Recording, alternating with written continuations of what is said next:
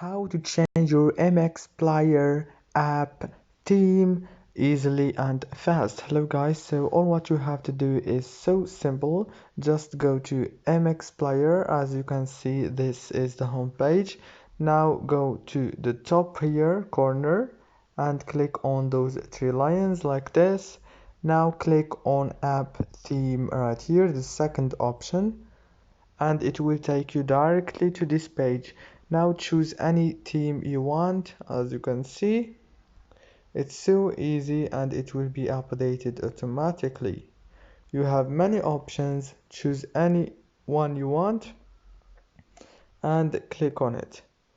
If this video was helpful, please don't forget to like and subscribe, and thank you for watching this video until the end. See you later and thank you so much.